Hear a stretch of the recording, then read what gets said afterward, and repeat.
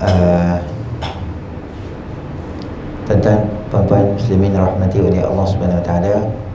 Pertamanya kita panjatkan kesyukuran kita kepada Allah Subhanahu Wa Taala kerana dengan limpah rahmatnya Allah Subhanahu Wa Taala beri kita sama-sama peluang berada di dalam majlis ilmu kita pada malam ni.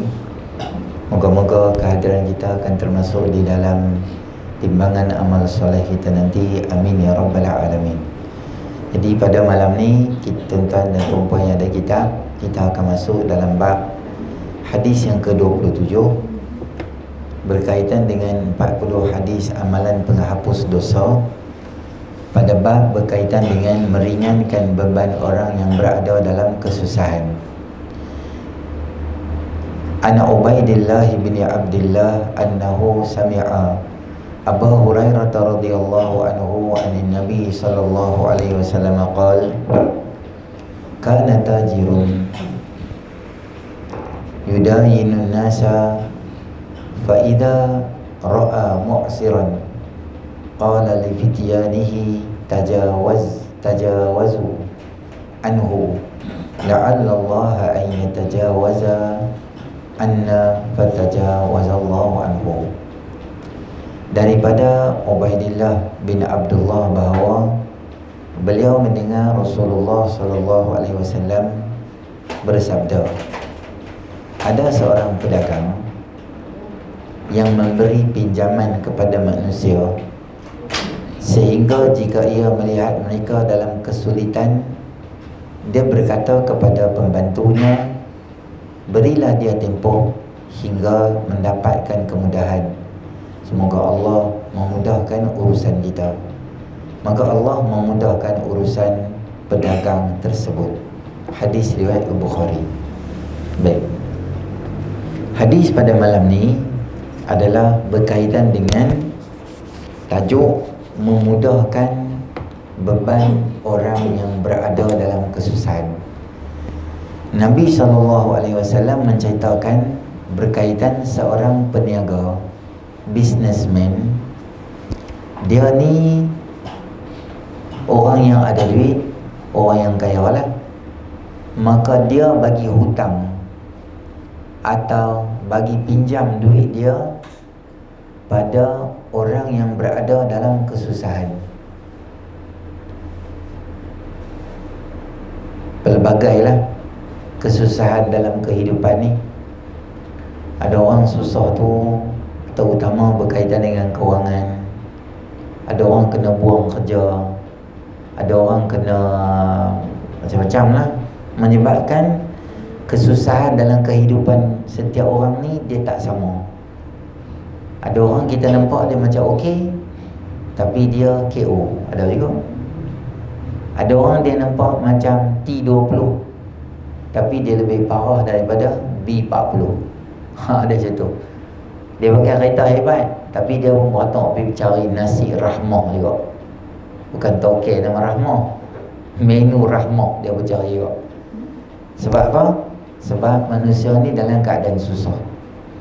Maka dia dia jumpa businessman ni, dia minta hutang.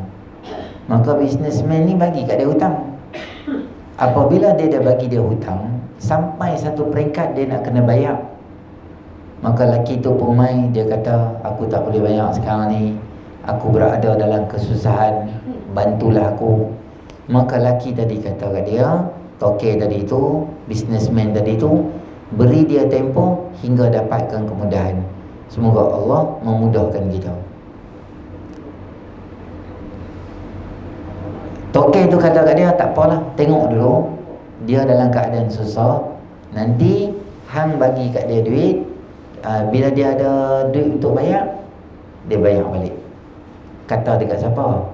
Kata dekat tokek dia tu. Dia doa supaya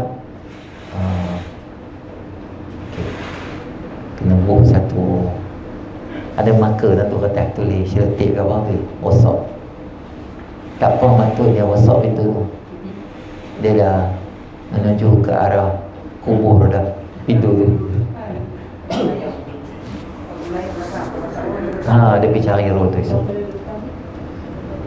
Jadi tajuk dia adalah kita memudahkan orang. Tuan-tuan muslimin rahmati oleh Allah, beri manusia hutang lebih afdal daripada memberi sedekah. Kerana sedekah ni kita tak tahu, mungkin dia memerlukan atau mungkin dia tak memerlukan.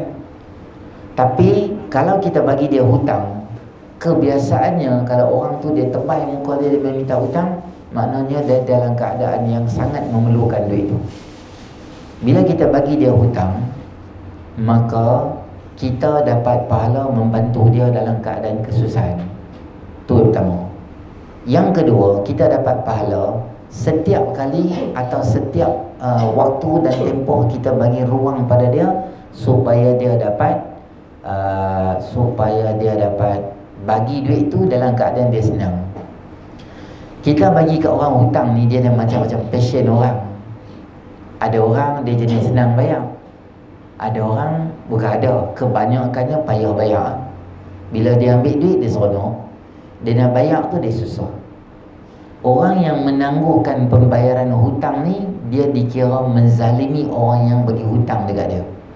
Maknanya ketika hang nak ambil duit tu, hang ambil sangat. Bila hang ada duit, hang tak bayar dekat dia hutang, hang gunakan hutang tu untuk benda yang lain.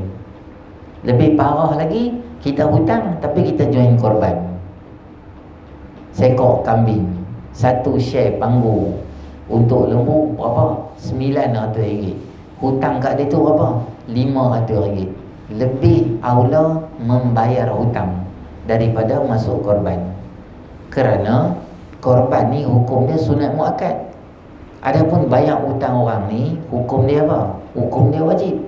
Sebab kita dah janji kat orang, bila-bila kita nak bayar, kita mesti bayar duit tu. Kalau kita tak ada duit nak bayar, macam hadis tadi tu, dia pergi jumpa orang yang bagi hutang kat dia, bagi tahu kata, aku ni bukan tak ada duit, bukan aku nak macam-macam, aku ada masalah sekian-sekian, kereta rosak dan sebagainya, boleh tak bagi tangguh dekat aku? Kata ulama, setiap hari, hadis Nabi SAW sebut, setiap hari kita bagi tangguh. Katalah dia janjikan kita nak bayar Februari dia tak boleh bayar, dia janji dengan kita nak bayar Mac. Dia kata, boleh tak bayar Mac kat hang? Kita kata boleh. Daripada Februari sampai Mac, kita ada 28 hari untuk tahun ni. Maka kita dapat pahala 28 hari macam bagi sedekah. Esok pahala sedekah, pahala sedekah, pahala sedekah, pahala sedekah, kerana memberi tangguh pada orang untuk bayar hutang. Bila kita tahu orang tu betul-betul susah.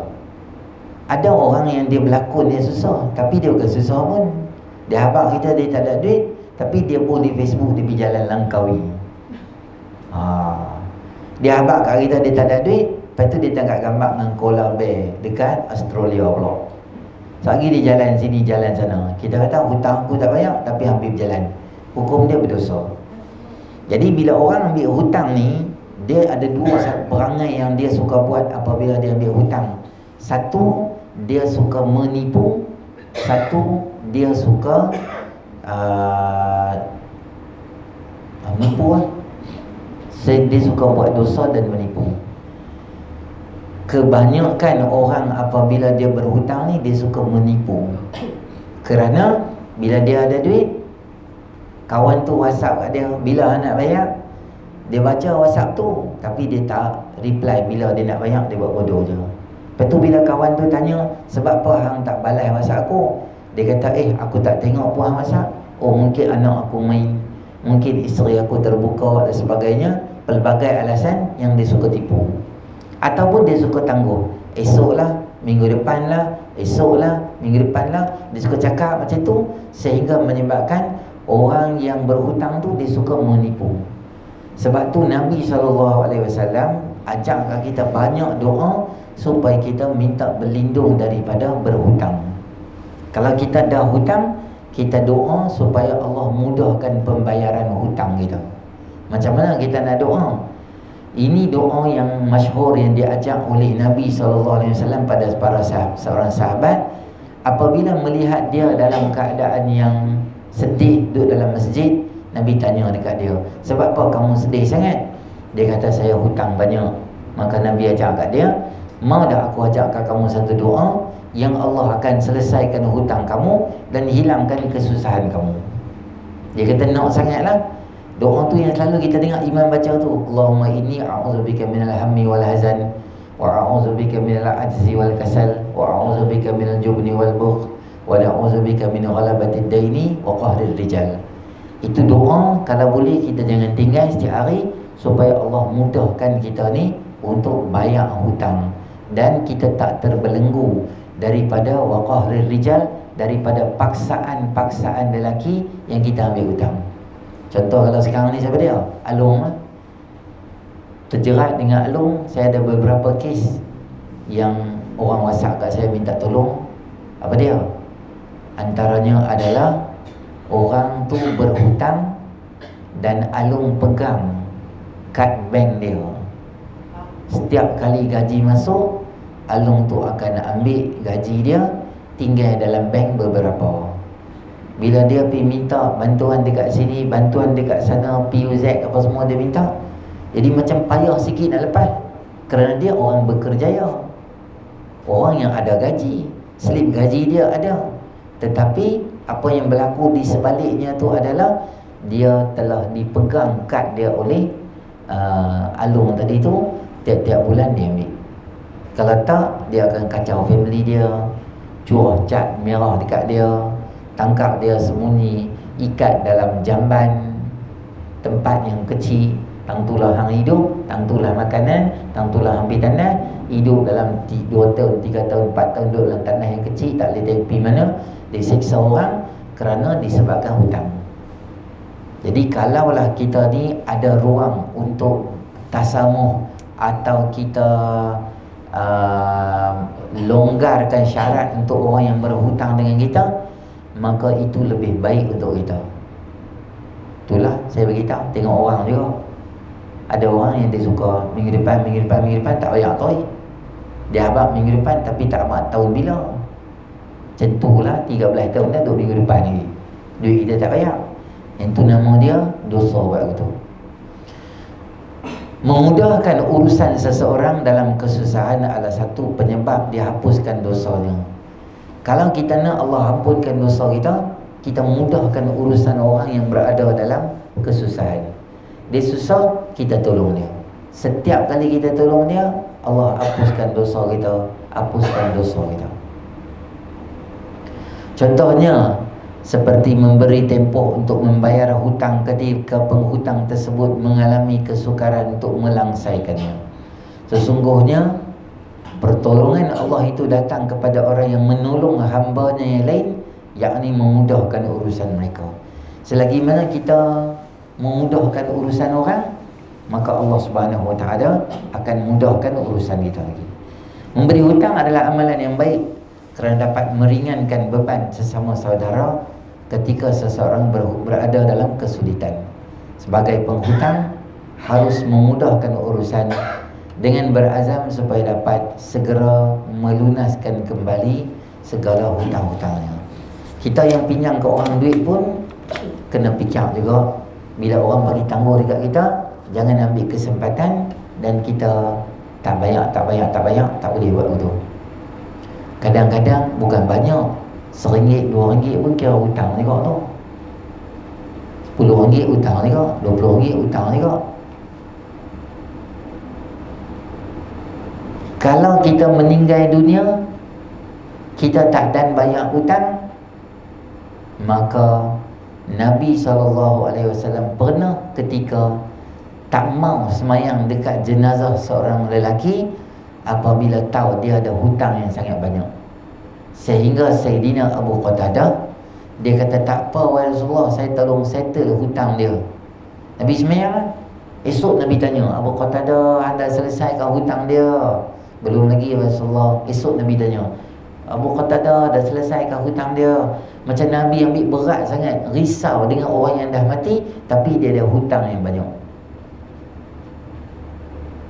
Benda yang bukan milik kita, benda yang patut kita bagi ke orang, kita tak bagi balik, nama dia hutang. Mesti wajib cari bagi balik. Kita main kutu collection duit, Lepas tu mai tang kita dapat, kita belah.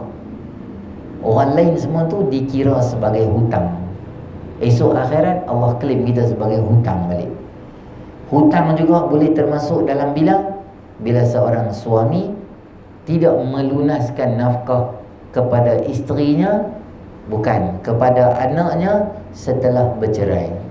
Boleh tak bercerai dengan isteri? Jawapan dia boleh. Boleh tak bercerai dengan suami? Boleh tak bercerai dengan anak? Tak. Jawapan dia tak boleh. Kalau siapa kata boleh, maksudnya dia mental, dia isap gam. Anak boleh cerai tak? Tak boleh. Dia jadi anak kita sampai bila? Sampai bila-bila.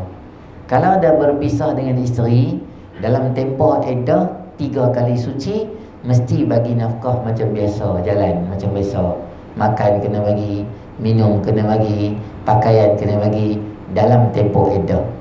Habis 3 kali suci iddah, bagi orang yang bercerai hidup, maka tak wajib lagi seorang suami nak bagi nafkah kepada isterinya, andai sekiranya isteri dia tak ada anak. Tapi kalau berhasil perkongsian hidup kita dengan dia ada anak, maka setiap anak tu ada peruntukan dia. Berapa nak bagi ustaz? 200 ke? 300 ke? Mahkamah akan tentukan dengan jumlah gaji kita berapa, dengan komitmen kita macam mana. Bila kita dah berpisah, mahkamah akan kata hang ada 4 anak, setiap anak sebulan hang kena bagi 200. 5 bulan yang pertama dia bagi ya. Masuk bulan ke-6 dia tak bagi sekian lama sampai anak tu besar. Semua duit tu dikira hutang esok di akhirat. Dan antara amalan-amalan yang tidak diterima oleh Allah adalah seorang lelaki yang abaikan nafkah kepada ahli keluarga dia. Amalan dia tak naik lepas atas daripada kepala dia tak naik. Sebab apa? Sebab itu tanggungjawab dia. Dulu dia tak bayar ustaz, sekarang dia bagus dah. Dia jadi Tok Bilal dekat mana? Dekat Terengganu, dia jadi Tok Bilal. Tu nama dia Tok Bilal Iblis nama dia. Dia jadi sekarang jadi mutawif ustaz. Anak dia 5 orang tinggal dekat Kedah, dia tak pernah bagi sekupang pun. Sekarang jadi mutawif. Nama dia Mutawif Iblis nama dia. Tinggal kerja-kerja ada-ada tu, mesti mai jumpa anak bagi tahu, minta maaf lah, abah tak boleh bayar lagi duit abah ni, nanti abah bayar sikit-sikit. Tak apa, ini buat bodoh terusnya dosa. Dan nombor 2, kalau kita hutang dengan orang, kita tolong tulis. Walaupun dengan adik-beradik, walaupun dengan ipar duai, walaupun dengan mak mentua, pak mentua, siapa sahaja ambil duit kita dalam amount yang banyak, kita mesti tulis. Amount sikit sangat, 3 rupang takkan nak tulis. Kertas print pun mahal lah. Amount yang banyak, 10,000, 20,000. Kakak ipar kita, dia kata boleh tak pinjam kat aku 10,000, boleh tak pinjam kat aku 15,000. Siapa dia? Member tempat kerja kita. Kita rapat kenal dengan dia, kita bagi kat dia 15,000. Di mana bagi kat dia? Tak transfer, kita bagi kat dia cash by hand. Sebab kita ada kebetulan kat tangan kita, kita pun bagi kat dia 15,000. Dia ambil duit kita 2 hari, duit tu masih berada dalam kereta dia. Dia accident jatuh, dia jadi hilang ingatan. Duit 15,000 kita dengan dia. Lepas 2-3 hari, kita pergi rumah dia, kita kata kat dia, macam mana duit 15,000 tu? Dia tanya kat kita, hang siapa? Dia tanya. Allah, dia lupa kita siapa. Isteri dia mai, dia kata tu lah, kesian tengok suami aku kan. Bukan kata hang, aku pun dia tak kenal siapa dah. Anak-anak pun dia tak kenal. Allah injek di otak, di kepala dia, menyebabkan dia tak tahu nak bagi nak arahan. Jadi duit 15,000 tu pergi mana? Siapa pun tak tahu. Isteri dia tanya, hang bagi duit kat dia bila? Dia tak pernah habaq pun. Dia sebab apa dia minta duit? Dia kata dia nak buka bisnes apa ke? Bisnes dia tak pernah habaq apa pun. Katalah suami dia dalam keadaan koma dan sakit dan tak tahu tu, akhirnya meninggal dunia. Lepas dia meninggal dunia, kita pergi jumpa isteri dia. Kita habaq, suami kamu ada hutang dengan saya sebanyak 35,000. Dia tanya, Kita kalau orang main dekat kita, main tanya macam tu, kita kena abang dia, hang ada tak bukti kata suami aku pinjam duit daripada hang? Sama ada bukti tu, bukti transaksi bank ke, bukti sembang WhatsApp ke, tarikh tu mesti sebelum daripada tarikh suami aku meninggal ke, atau nombor ke, atau apa sahaja benda, CCTV ke, hang bagi duit dekat dia ada satu tempat yang dirakam ke, ada tak apa-apa benda yang boleh menunjukkan bahawa kata hang memang betul bagi duit kat suami aku? Kita kata tak ada lah, kawan-kawan aku bagi macam tu je kat dia sebab dia kata nak guna urgent sangat. Maka dalam situasi ni, ahli keluarga sunat sahaja bayar duit tu, dia tak wajib bayar duit tu. Sebab apa? Sebab kita tak boleh bagi satu bukti. Kalaulah semua orang kita kena bayar, semua orang akan main kat kita. Suami hang hutang 14,000, dia ni main 13,000, dia ni main 12,000. Dalam kita jadi tak tahuan gitu, habis semua duit bagi orang. Kita pun tak tahu betul kita betul. Maka bila kita hutang dengan orang, tolong tulis. Bukan kita kata kita perkira dengan dia, bukan kita kata hang aku tak percaya kat hang, takut bila hang jadi meninggal ke apa ke, hang nanti susah. Kalau setakat 2, 3, 4, 5, ratus, 1000 boleh lah, lebih kurang kita tutup mata, bismillah, tawakal, jalan betul, jalan kesian, boleh lah je. Yang ni 35,000 bang, 3 kali fikir kau nak alai tak alai tu. Maka tulis nama saya, IC sekian-sekian,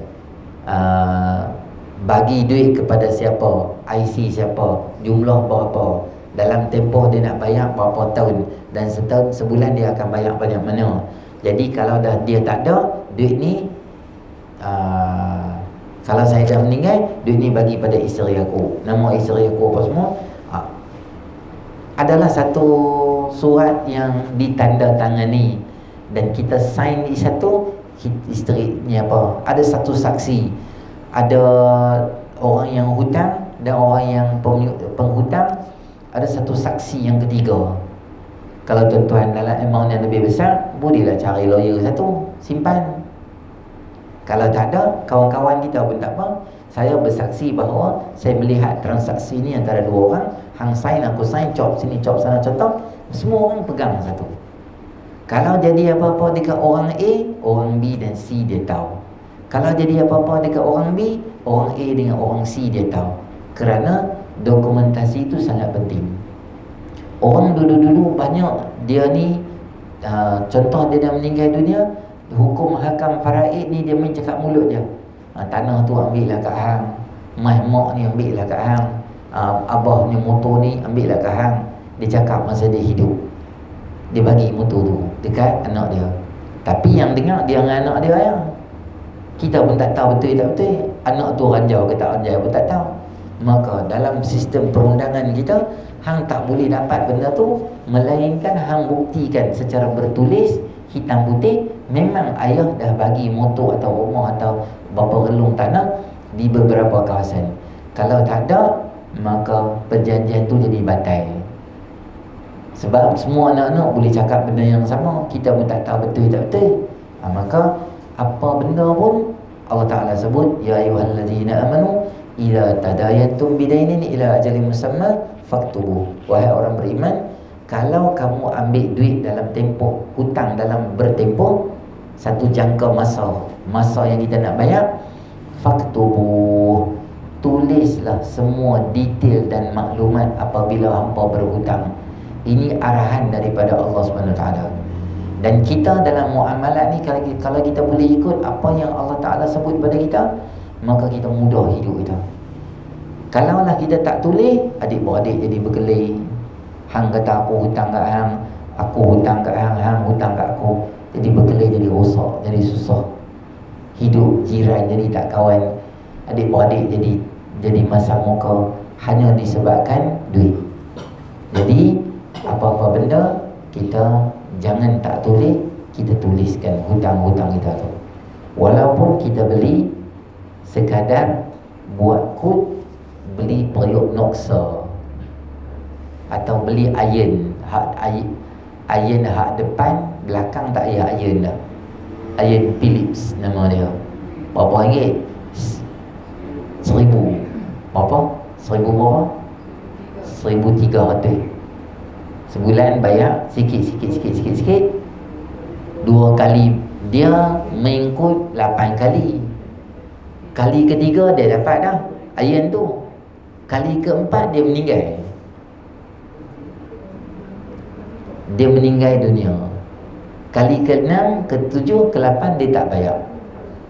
Orang geng-geng hak mengikut sama dengan dia tu, bulan ketiga dia dapat, bulan keempat dia pada serabut dah lah, sebab dia short duit seorang tu.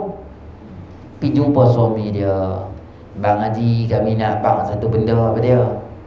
"Dulu Mak Haji ada hutang dengan kami." "Hutang apa?" "Aku tak tahu." "Dia beli iron Philips dekat kami. Kami pakat mengikut." "Iron apa?" "Aku tak tahu apa pun." "Ada, dia dapat dah." Pak Haji pergi tengok bawah katil dia simpan. Dia nak surprise kat Pak Haji. Pak Haji menerak, buka lampu handset, tengok betul ada Philips di bawah tu. Dia pun bawa keluar. Hutang tolong abang dekat isteri, hutang tolong abang dekat suami. Dua manusia ni tolong jangan jauhkan daripada diri kita. Jangan berahsia dengan isteri kita, jangan berahsia dengan suami kita. Ada apa-apa, habaq. Kita pergi kedai runcit, pergi kedai mamak kat pasar malam tu, RM2 tak cukup. Mamak tu dia kenal lah. "Aneh, lagi saya bawa main lagi RM2. Okey. Balik-balik, meninggal dunia. RM2 tak bayar. Kata contoh lah, mamak pun dia kira. Dia kata RM2 kita jumpa di padang mahsyar, contoh lah. Kena bayar tak? Kena bayar juga lah. Balik rumah beli gula, khabar kat isteri, "Tadi abang pergi kedai, RM2 tak cukup. Nanti ingatkan abang, nanti nak pergi sembahyang asar, abang nak bawa RM2 nak pergi bagi kat dia tu." Ataupun dekat market lah kita beli. Terkenal lah barang, kadang kedai runcit, kita punya Fauzi ayam duk beli kat dia, dia kenal. "Allah, Abang Fauzi lupa." Tak apa, sekali bawa main. 2 ekor ayam kita beli kat dia, tak bayar. Boleh jadi macam-macam tak? Boleh jadi. Maka jangan buat cari pasal. Saya jumpa caterer kenduri kahwin, dia habaq kat saya, "Ustaz, ada orang kahwin, jumlah makan dia order kat saya 15,000, sekarang dia anak 3, sampai hari ni dia tak bayar." Bahkan dia marah saya pula kalau saya tanya dia. Saya tanya dia, "Mana duit hang?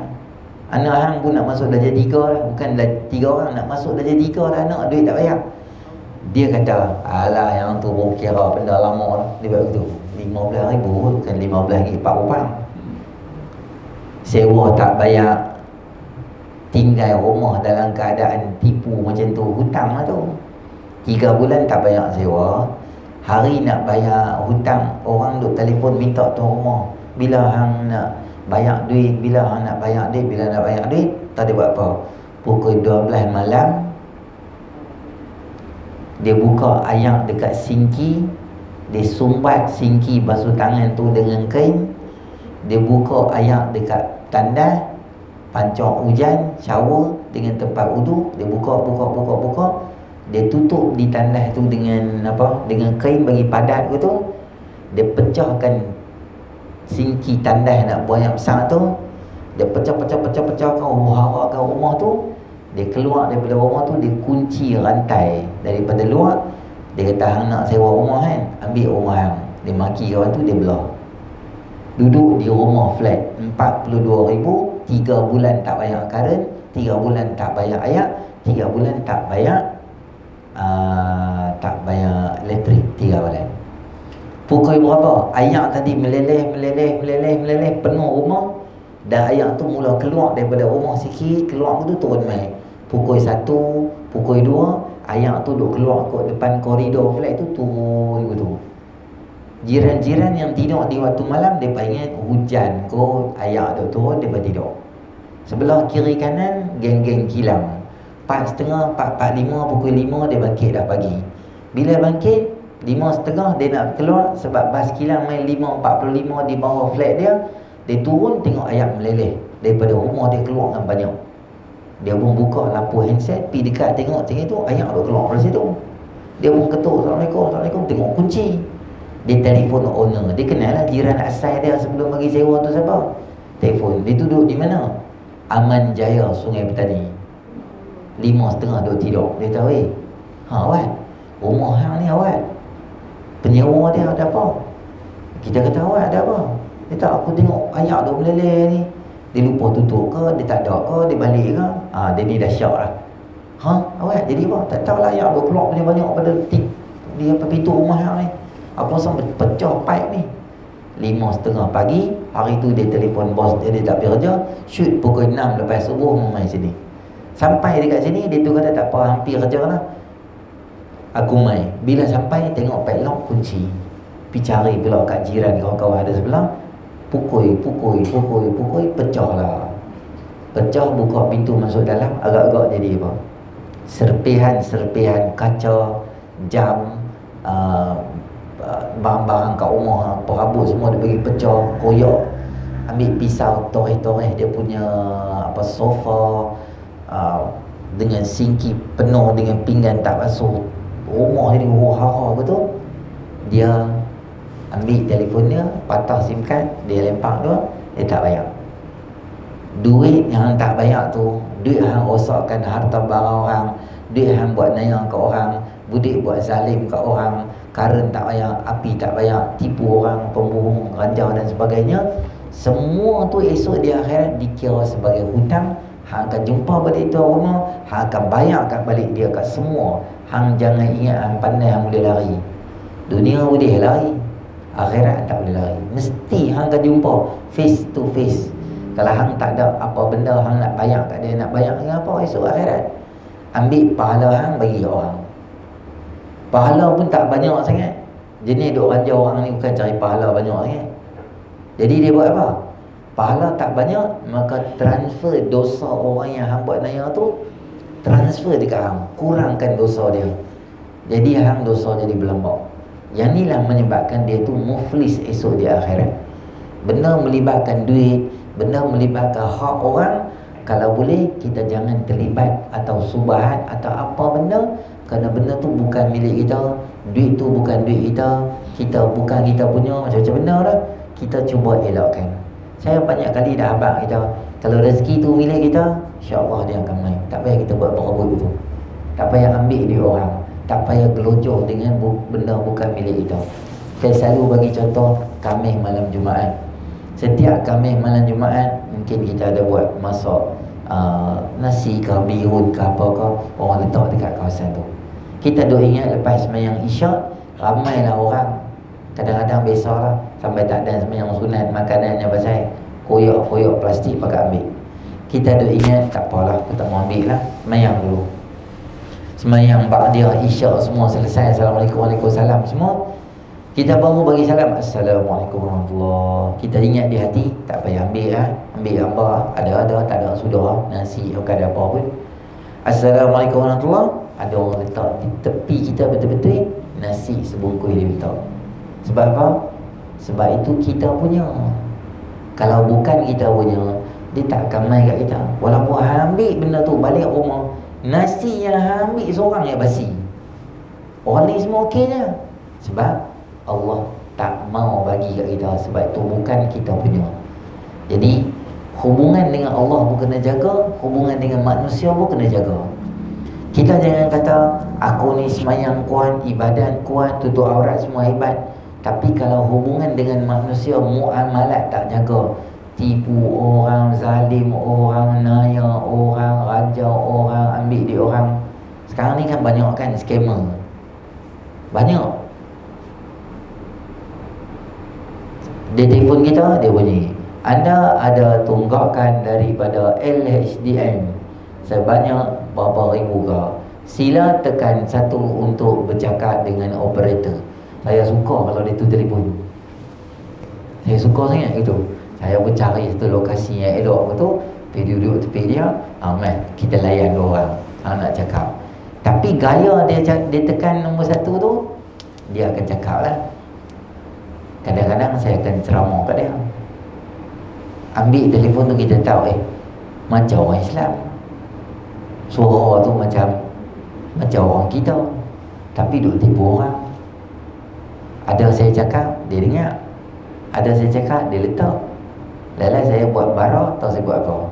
Dia telefon saya aja, dia akan kata hello, tekan 1, saya pun tekan. Lepas tu dia kata hello, ada apa? saya boleh bantu? Dia tanya. Saya cakap dengan dia balik, anda ada tunggakan LSDN, sila tekan 1 untuk masuk kubur, tekan 2, dia di barang dia letak betul.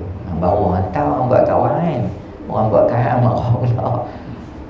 Duit macam tu duk murung orang tu, dia try lah dalam 20 orang dapat seorang dapat 5,000, okey dah.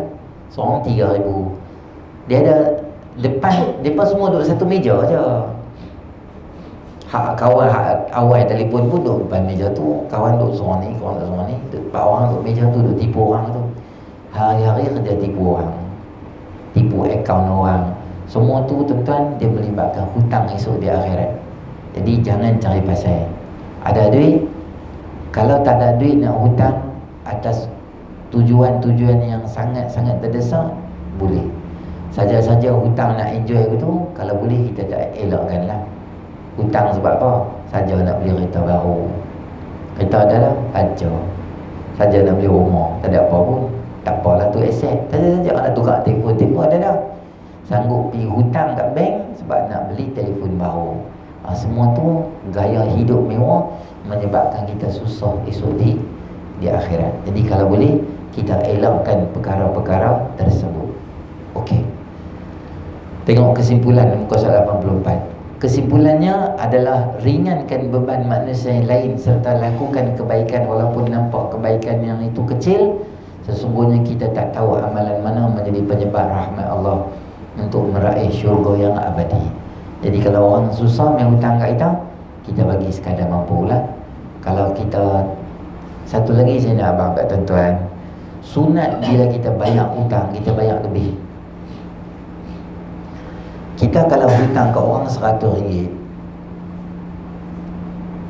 kita bayar RM100.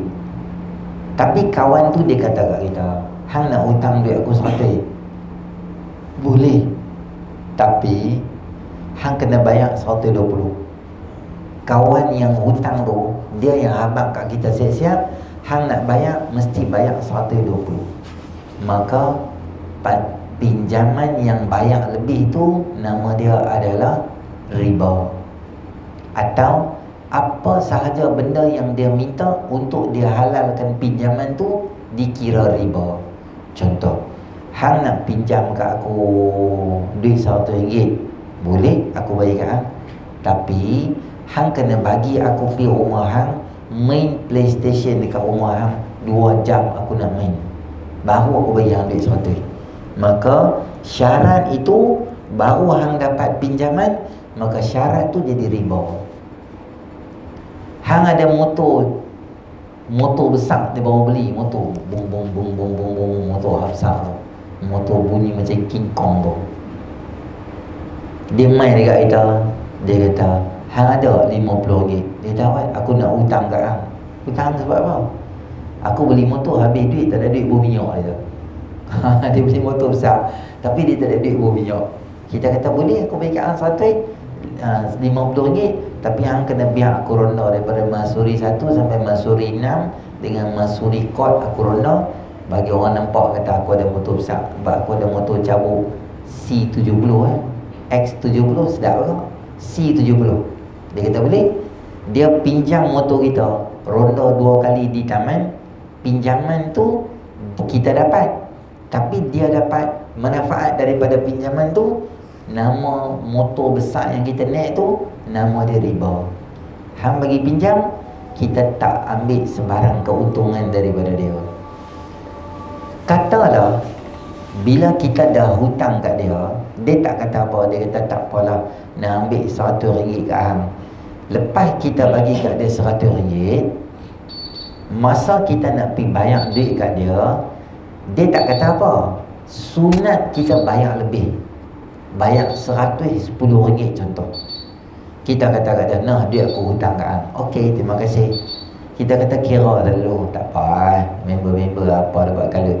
Dia balik rumah pukul 10 malam, dia telefon kita.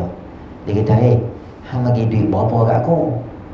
Awak ada lebih lah duit hang. Hang bagi 110 buat apa? Hang bukan hutang RM100 ke? Memang aku hutang RM100, betul hang bagi lebih buat apa? Ambil lah. Aku macam rasa terhutang budi kat hang.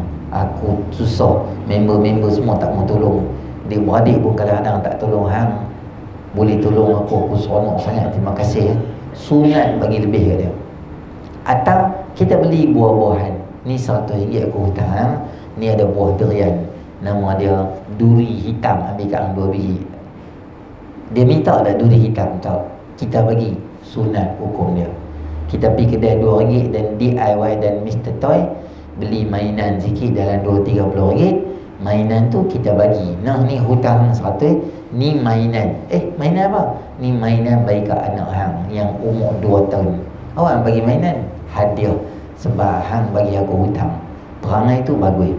Bila kita tak minta. Kalau kita pergi minta kat dia, hang mesti bagi mainan ke anak aku sebab hang hutang. Mainan tu tak boleh demand. Demand kalau hukum dia berdosa, dia termasuk dalam kategori, nama dia adalah riba lah. Riba.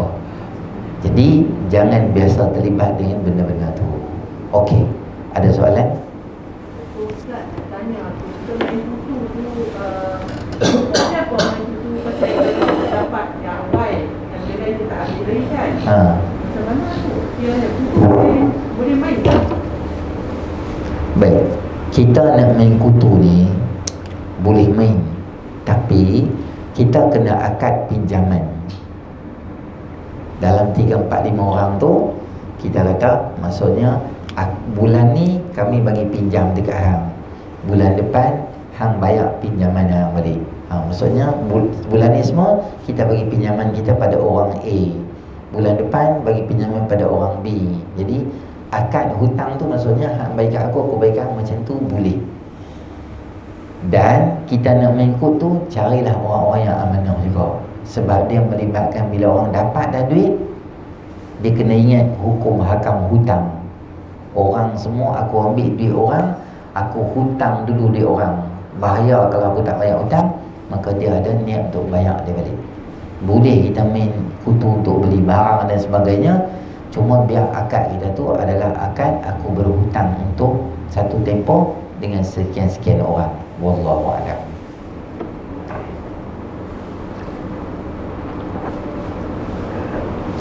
Leleng, soalan berkaitan ni atau berkaitan benda leleng, boleh tanya orang.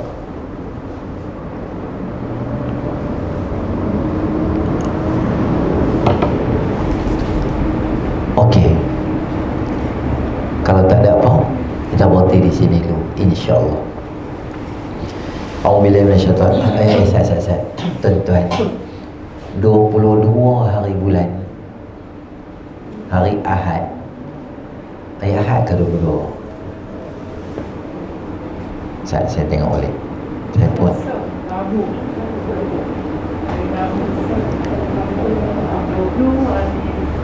Zulfikar.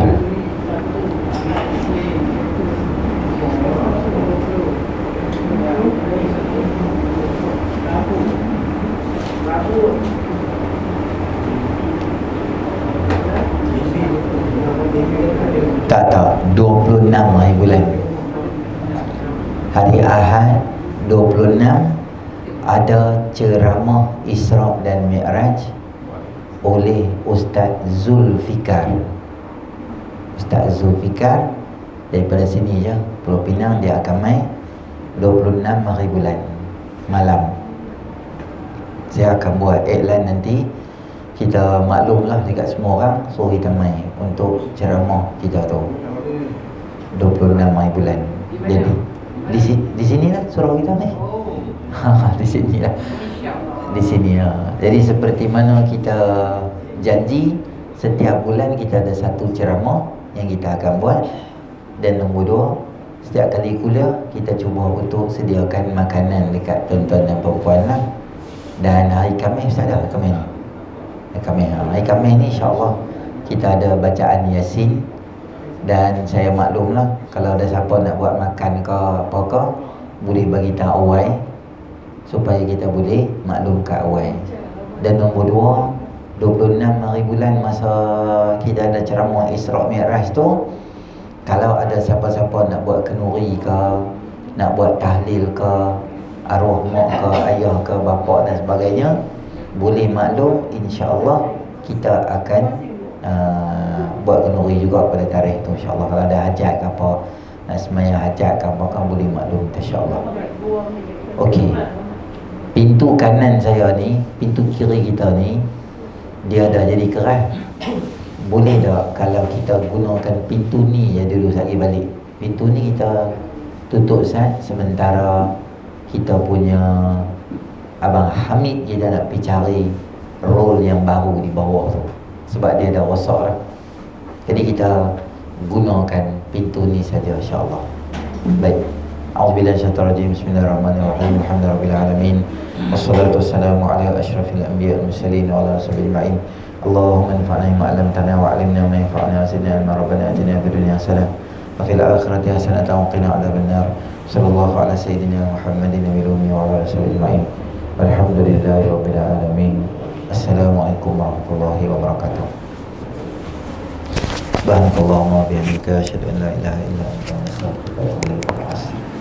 لا رسالة في خصوص الذين آمنوا وعملوا الصالحات.